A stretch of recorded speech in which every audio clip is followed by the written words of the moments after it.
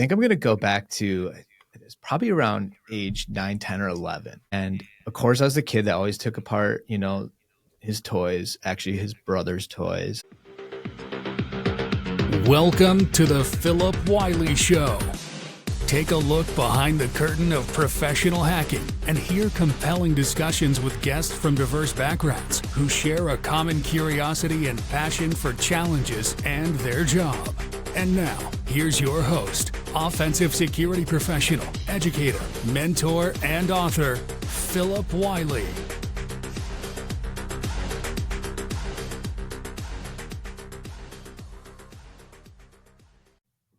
Hello and welcome to another episode of the Phillip Wylie Show. Today I'm joined by Casey Camilleri. We met during CypherCon this year, and it's kind of interesting that he had a booth set up with podcast recording equipment. And one of the things that I've got since being a podcaster and really getting into the gear and stuff, I was just over there kind of geeking out on the quality equipment they had. Thanks for joining. Yeah, thanks for having me, Phil. And I knew in a second when you're looking at the gear and you knew the type of gear that I was like, yeah, he must have a podcast. Sure enough, it was easy to strike up a conversation with you. So happy to be here. It's kind of amazing how popular podcasts have gotten. Yeah, I mean, I just love having a conversation. In fact, we literally went and said, hey, hi. Oh, I like your tech here, to instantly recording, a 5-minute clip of conversations. And we just took the conversation wherever it went between the two of us. And that's awesome. And now we know each other, and we have a networked relationship, and it's pretty cool. And one of the things I share with my listeners too and viewers of the podcast is I always like to meet people that have other similar interests. We could talk all day on offensive security, which that's going to be the main topic here in a minute, but it's also cool to know people that have other interests, because I've got friends that are into podcasting or other things, and we kind of get together and geek out on other things outside of just security. Yeah. A lot of security people have more than just a couple hobbies. They have a million hobbies, right? Yeah. And it's always good. I think it's kind of good to have hobbies, because sometimes I think as far as burnout goes, if you're doing the same thing all the time, if you got something to take your mind off of it for a while, or just, media sources like podcasts and YouTube videos are a good way to share your knowledge and have guests on sharing their knowledge and experience. I think that's why I liked hacking so much, right? Is like, I could learn something new, and then yes, you repeat the process, but then I can automate it away, and then I'll learn something new. And so, like, for the curious learner, I always wants to learn something new. At least it was something I could do with my career that allowed me to continuously learn and push my limits. So I think that extends even into my hobbies outside of hacking. So to get on topic now, if you wouldn't mind sharing your hacker origin story, kind of how you got started, how you got interested in offensive security. Yeah. Oh man. How far back do I go? I think I'm going to go back to it's probably around age 9, 10, or 11. And of course, I was the kid that always took apart, his toys, actually his brother's toys. Never knew how to put them back together, but I was so curious how they worked, right? And so I knew that about myself at that age. The digital world was coming into play. And so I have a computer. I literally bought Red Hat off the shelf at, I think, Staples or something. And here I am, like, trying to figure out how to install it. There's no real Google your way to an answer in a couple minutes. So, I fumbled around with partitioning hard drives, and finally get this thing running. It's like KDE or GNOME, what do you choose, And so it was really interesting. So now I have like this Linux machine I don't know how to do anything with, and I'm reading stuff online and trying to, adopt it. What is a shell? What is the scripting things that you do in Bash, and all sorts of crazy things.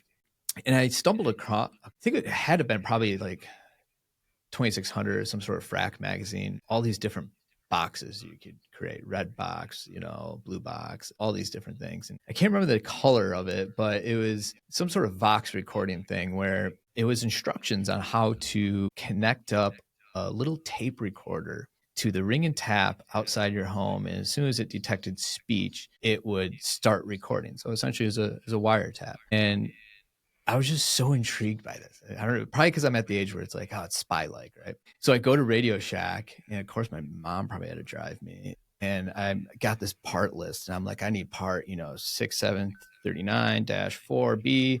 And I'm just reading the list, and the guy behind the counter just kind of chuckles like, dude, kid, you're not kidding around, are you? And I'm like, no, I'm not. Like, do you have all these parts? And I went home and, assembled it and built it. It was just the ultimate rush to be able to actually see it record these conversations. And fast forward, I just knew I wanted to work with computers at that point. And by the time I was in college, I was doing collegiate cyber defense competition, which, if you're listening and you're a student, that is definitely something to do. It's, red team versus blue team, give you the business injects, which are basically do XYZ. In the meantime, you have a red team attacking you, keep your systems up, gain points, and they gamify it. And it was really awesome. It was about the first time it was even released that I joined in college and did it a couple of years, really test my skills, really solidified this is where I wanted to go. And so first job was, packet monkey. I'm just looking at, IDS logs. And then from there, just kind of gravitated towards the offensive side and said, I want to be the one attacking. I want to be the one doing the researching. And fast forward to today, and that's what I'm doing, except I'm leading a company that has a lot of really smart folks and great hackers behind the scenes. Yeah, that's really cool. I like that story. I can kind of relate to the being a kid taking stuff apart. It was actually my dad that kind of got me into doing that, because he used to take apart, because I'm kind of older, and back then we didn't have a lot of the electronic stuff. It was electrical and and mechanical type stuff. But he would take apart the toys, and he kind of got that in my head. One time, my mom, my aunt, and myself and my little brother went to a lake, went fishing, and I ended up unplugging stuff underneath the dash, and the car wouldn't start.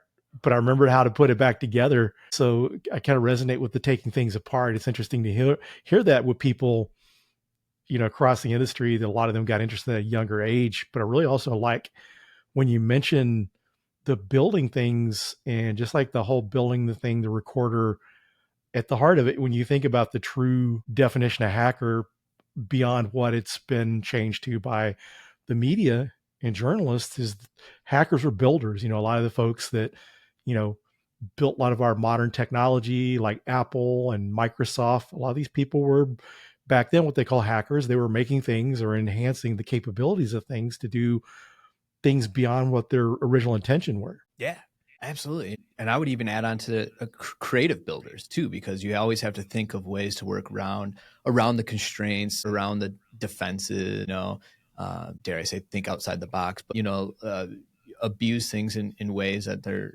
not meant to be, right? And so you have to kind of have a little bit of that creative element to do that. Yeah, I agree. That's one of the interesting things about, there's all sorts of areas of cybersecurity that creativity is important, but you really think of the offensive security side, because, there's not, there's some books and there's ways to do it, but if you find a 0-day, you had to figure out how to bypass this control or how to hack into something. It wasn't out there, and you had to be creative enough to figure that out. So that's one of the things I think that's really attractive of offensive security and the hacking part of the industry. Yeah, I agree.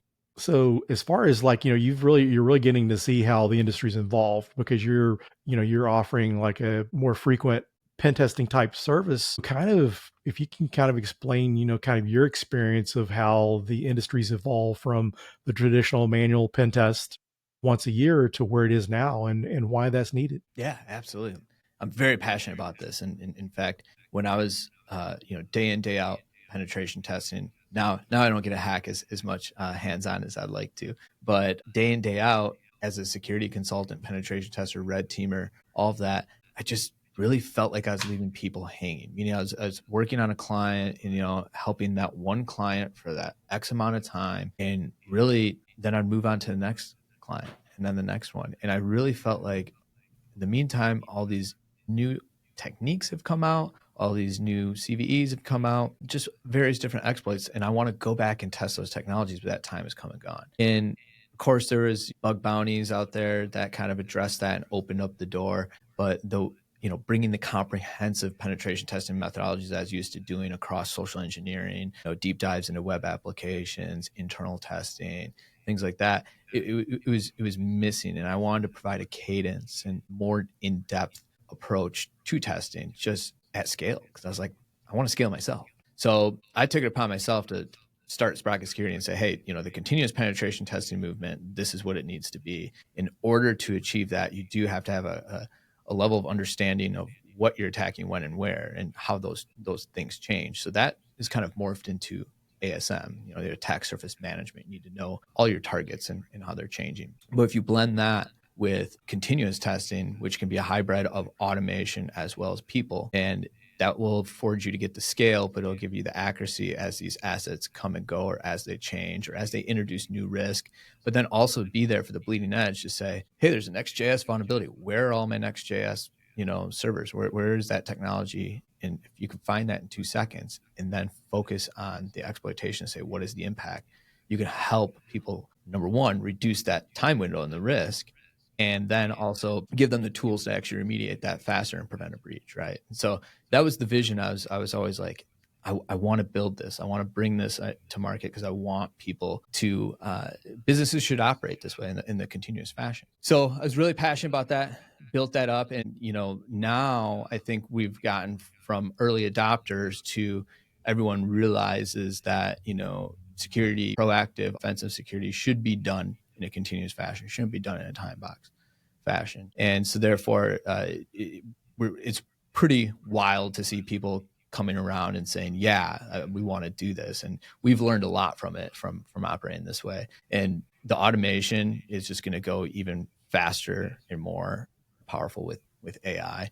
But we at Sprocket have the core fundamental idea that humans will never be completely cut out. That human reasoning, that direction, that agility that humans bring to the pen testing process and red teaming is extremely important, even as they work side by side with the automation. So yeah, it's definitely shifted quite a bit in the past few years. Yeah, it's really interesting to see the automation because, there's several companies out there that have, products to automate pen testing. But I like that you've got the blend of both, because one of the things when you look at some of these automated systems is a manual pen tester, a human pen tester can find 0 days. The automation, as far as I know, is not finding 0 days yet. So it's the automation's doing what you program it to do, but scaling what you do.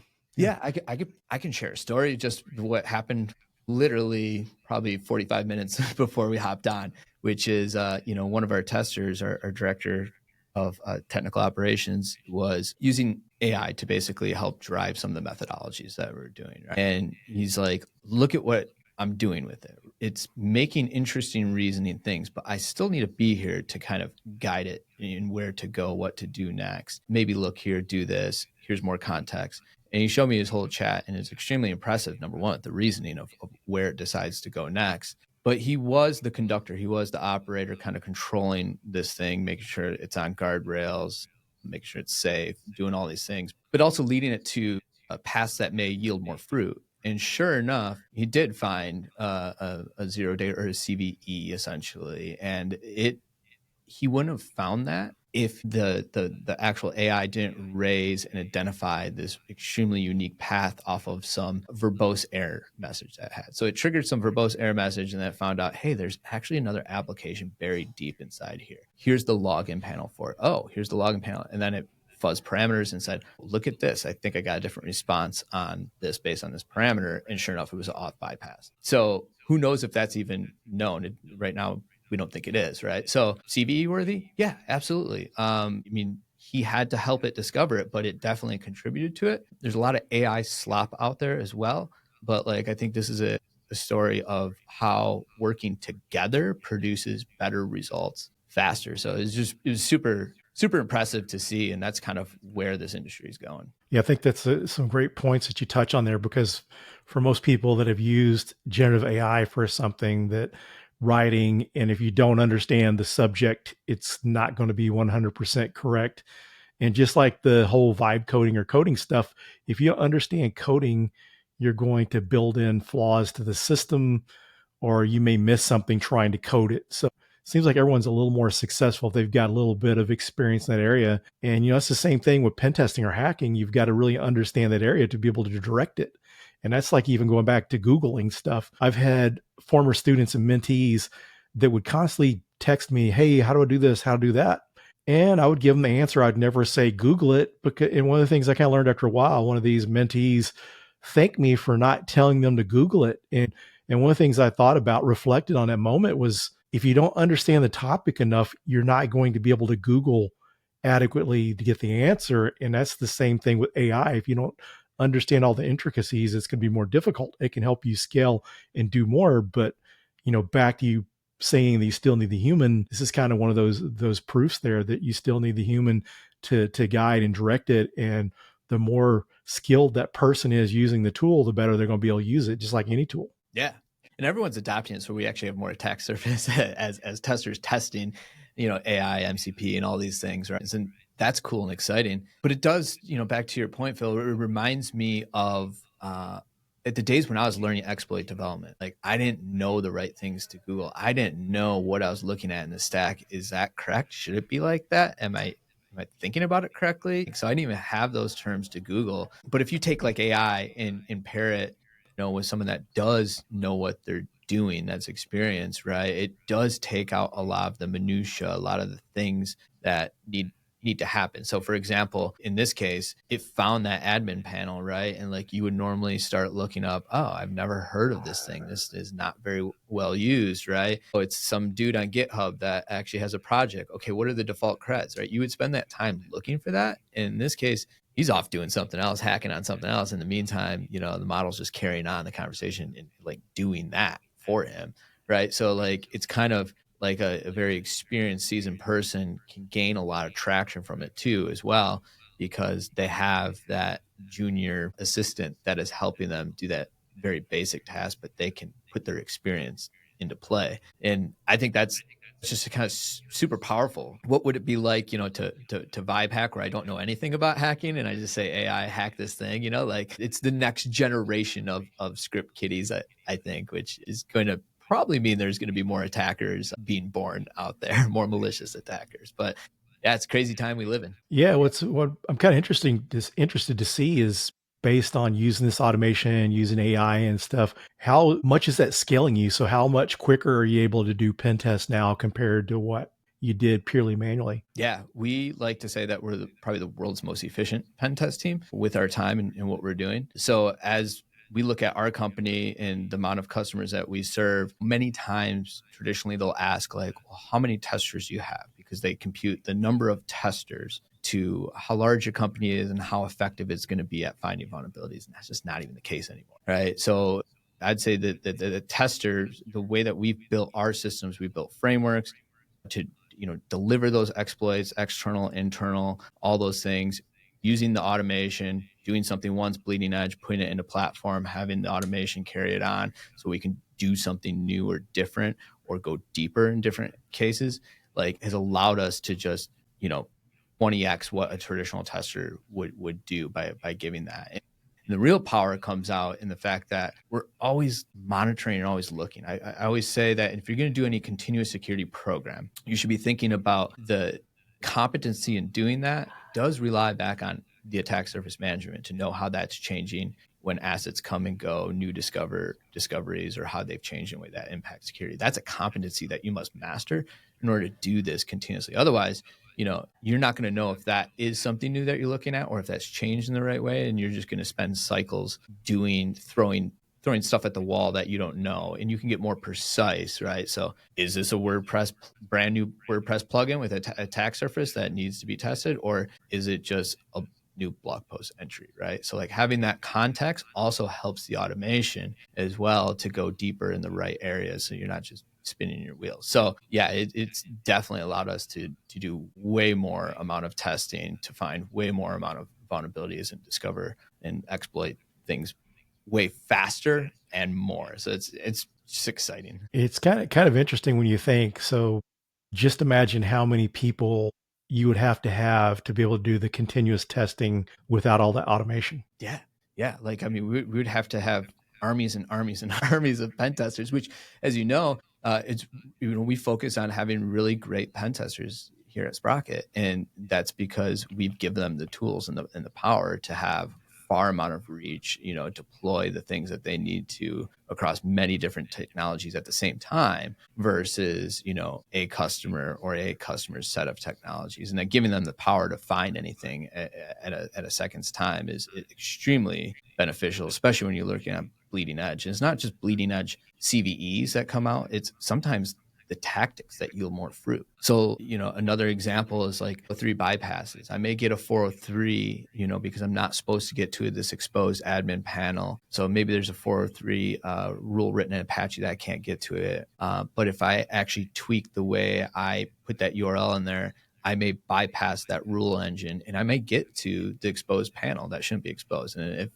it's not supposed to be exposed, maybe it has default credentials, or maybe there's no credentials, to this platform. Those are the type of things that it's the fruit that keeps on giving, because it's like, oh, that's interesting. There's one way to bypass. Oh, here's another way to bypass. Here's another way to bypass. So it's kind of like the techniques yield a lot of fruit, and you get to replay those and expand upon those over and over, especially when you're not working in a time box. Yeah, it's very interesting, because I guess one of the benefits to the automation being the pen tester is getting to do more interesting stuff instead of boring things like validating a bunch of SSL and TLS related findings. Yeah. Let's let the automation do that, so we can focus on like really gnarly stuff, right? How can I bypass your endpoint protection, right? How can I evade different controls? Whoa, what I'm seeing here in this web application is extremely unique. I'm going to dive deeper. Yeah, those are the areas that we as humans should be focused on as the complex, interesting things, and letting the easy stuff be done by automation. So as far as like automation, how difficult is it really to do any kind of automating application pen testing? Because I know it's been traditionally kind of difficult, but it seems like it's getting better, because the infrastructure pen testing, the automation there has seemed to have been easier, but I know that the application side has been challenging. Are you starting to make any kind of headways with being able to automate on the application side? Yeah. For the longest time, I think that is, you're spot on, is the hardest to automate the web application. I think, for a long time, Burp has done a great job with their scanning engine, right? Of being kind of that, we have a lot of the automation, we have some scanning power, but a lot of things from a continuous fashion become a little bit difficult, especially when you talk about authentication and temporary codes and multi-factor and all these different things come into play. It gets a little bit trickier. I will say the automation with AI and what's happening and building the correct framework, we're making better progress in there. And especially because we're able to mimic a lot of like what scanners, web app scanners can do, and scale that quite a bit on a platform with automation. But we've gotten a lot of benefit out of making sure it's kind of like creating pen tester leads, right? Or your application tester lead. You want to raise concerns where something's like, I think there's more here, I'm just not sure, right? And you can raise those flags and then dive deeper. So we've gotten better. I think a long ways off, but I see a time in the next couple of years where that advancement in the automation of web application testing is going to accelerate faster than it has. So just out of curiosity, with the more frequent, the continuous pen testing, how hard of a time has it been to kind of convince organizations that they need to be testing more frequently? You have some that get it and some that don't, right? And it comes back to the mindset shift. Many times we talk to people and it's like, oh, this sounds really interesting. I'll do it the next time I have a project. And it's like, we got to stop thinking in projects. We got to stop thinking in start and ends, right? And I get it. We've thought that way for so long, but it really needs to change. So engagements, projects, I say at Sprocket, those are all dirty words.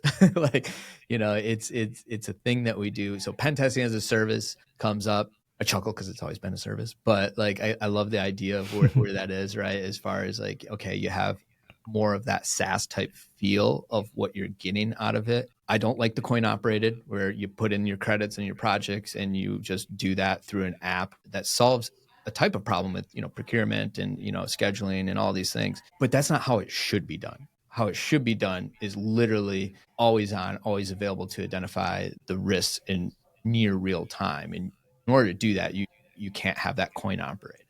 So that's why I've always stuck to like the continuous penetration testing as kind of the label on what we're doing. But you could also say it's PTAS as well, because I think there's a lot of players that are now saying we are PTAS. No, we are not coin operated. We are the kind of continuous aspect. So that just goes to show that the industry is evolving. But either way, it is a mindset shift. Like you got to change the way you're thinking about it. And there's now becoming vendors that can actually help you in your company to move into that continuous fashion. So we get a lot of listeners that are trying to break into offensive security. So what, based on your experience in witnessing and being part of the evolution of pen testing, how would you recommend them going about getting the experience to be able to become a pen tester? Yeah.